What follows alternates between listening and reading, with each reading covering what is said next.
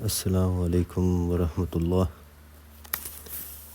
میمونہ رضی اللہ عنہا بیان کرتی ہیں کہ رسول اللہ محمد صلی اللہ علیہ وسلم نے غسل کا ارادہ فرمایا تو سب سے پہلے دائیں ہاتھ سے بائیں ہاتھ پر پانی ڈال کر دونوں ہاتھ دھوئے،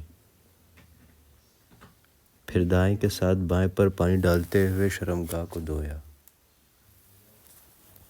پھر بایاں ہاتھ جسے شرمگاہ کو دھویا تھا زمین پر رگڑا، پھر اسے دھویا، پھر کھلی کی اور ناک میں پانی ڈالا، پھر چہرہ دھویا، پھر کہنیوں سمیت ہاتھ دھوئے، پھر 3 بار سر پر پانی ڈالا اور بالوں کی جڑوں تک پانی پہنچایا،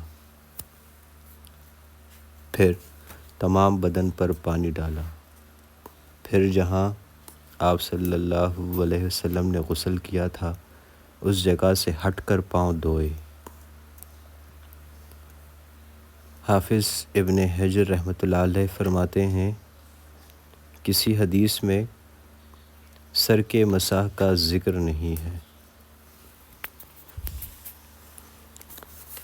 عائشہ اور عبداللہ ابن عمر رضی اللہ عنہم رسول اللہ محمد صلی اللہ علیہ وسلم کے غسل جنابت میں وضو کا ذکر کرتے ہوئے فرماتے ہیں کہ آپ صلی اللہ علیہ وسلم نے سر کا مسح نہیں کیا بلکہ اس پر پانی ڈالا۔ امام نسائی نے اس حدیث پر یہ باب باندھا ہے، جنابت کے وضو میں سر کا مسح ترک کرنا۔ امام ابو داؤد رحمۃ اللہ علیہ فرماتے ہیں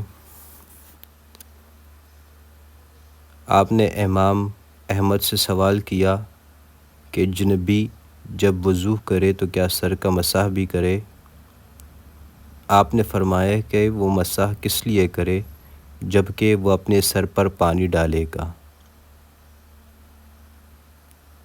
عائشہ صدیقہ رضی اللہ عنہا نے کہا کہ آپ اور رسول اللہ محمد صلی اللہ علیہ وسلم ایک برتن سے نہاتے اور دونوں اس سے چلو بھر بھر کر لیتے تھے۔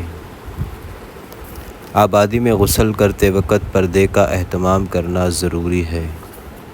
تنبیہ: نماز کے لیے غسل جنابت کا وضو کافی ہے۔ غسل جنابت کے بعد اب ان احوال کا ذکر کیا جا رہا ہے جن میں غسل کرنا واجب، مسنون یا مستحب ہے۔ ابن عمر رضی اللہ عنہ سے روایت ہے کہ رسول اللہ صلی اللہ علیہ وسلم کے ارشاد کا فرمان کا ترجمہ ہے کہ جب تم میں سے کوئی شخص نماز جمعہ کے لیے آئے تو وہ غسل کرے۔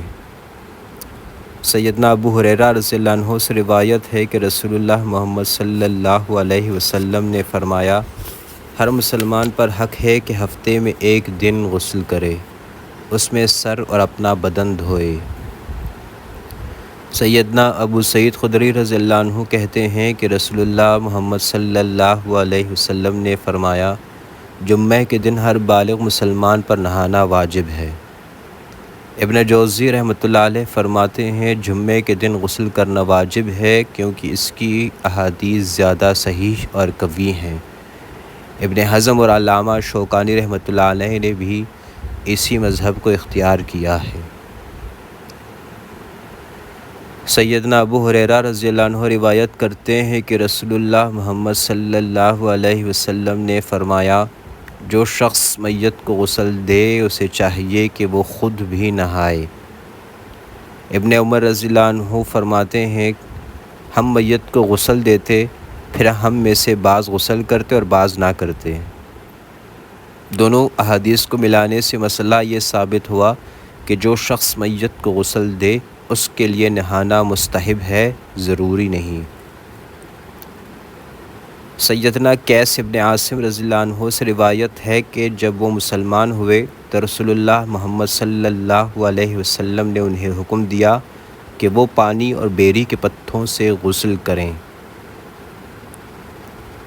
نافع کہتے ہیں کہ سیدنا ابن عمر رضی اللہ عنہ عید الفطر کے روز عیدگاہ جانے سے پہلے غسل کیا کرتے تھے۔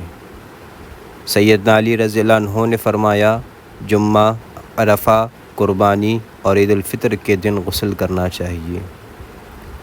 یہ عیدین کے روز غسل پر سب سے اچھی دلیل ہے۔ امام نووی فرماتے ہیں اس مسئلے میں اعتماد سیدنا عبداللہ ابن عمر رضی اللہ عنہ کے اثر پر ہے، نیز اس کی بنیاد جمعے کے غسل پر قیاس ہے۔ سیدنا زید ابن ثابت رضی اللہ عنہ سے روایت ہے کہ حج کا احرام باندھتے وقت رسول اللہ محمد صلی اللہ علیہ وسلم نے غسل فرمایا تھا۔ ابن عمر رضی اللہ عنہ فرماتے ہیں کہ رسول اللہ محمد صلی اللہ علیہ وسلم مکے میں داخل ہوتے وقت غسل کرتے تھے۔ سیدنا حذیفہ رضی اللہ عنہ فرماتے ہیں رسول اللہ صلی اللہ علیہ وسلم جب رات کو تہجد کے لیے اٹھتے تو مسواک فرماتے۔ ابن عباس رضی اللہ عنہ فرماتے ہیں نبی اکرم صلی اللہ علیہ وسلم رات کو ہر 2 رکعت کے بعد مسواک کرتے۔ ام المومنین عائشہ صدیقہ رضی اللہ عنہا سے روایت ہے کہ رسول اللہ محمد صلی اللہ علیہ وسلم نے فرمایا مسواک منہ کے لیے طہارت کا سبب اور اللہ رحمان کی رضامندی کا ذریعہ ہے۔ سبحان اللہ و بحمدہ سبحان اللہ العظیم، سبحان اللہ و بحمدہ سبحان اللہ العظیم، سبحان اللہ و بحمدہ سبحان اللہ العظیم۔